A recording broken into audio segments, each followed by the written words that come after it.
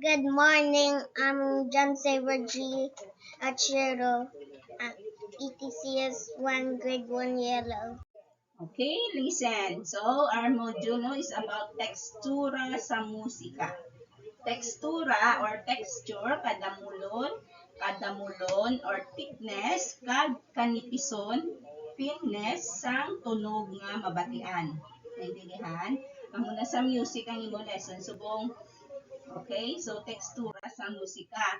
Ang ambahanong pwede makanta nga monophonic. Ano? Monophonic. Alright, monophonic, ibig sabihin, ubod sing ganun, solo or a cappella. Ang a cappella nga wala ginagamitan sang accompaniment o kon ginatukaran sang instrumento pang musika.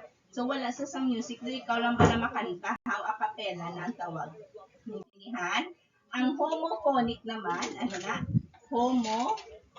Homophonic, pagkanta sa ambahano na ginaupdan sang accompaniment o kon ginatukaran sang iban pang instrumento nga pang musika.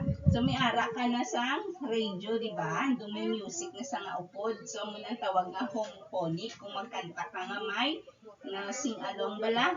Naintindihan? Okay, so may activity kita. Please get your pen and a paper. Kaya may activity, 5 minutes. Kuha ka sa mo lapis kag papel. Alright, so number 3, 4, kag 5. Ang muna na, no? I-post lang video para maka-answer. Next, paglumpad sa ibabaw sang isa ka butang. No? Nga wala nagahulag sing madamo nga beses nga sunod-sunod gamit ang pauna, palikod, pawala, patuo, kag paano niyo, pakilid. Okay, hindi mapita, no? Natakpan.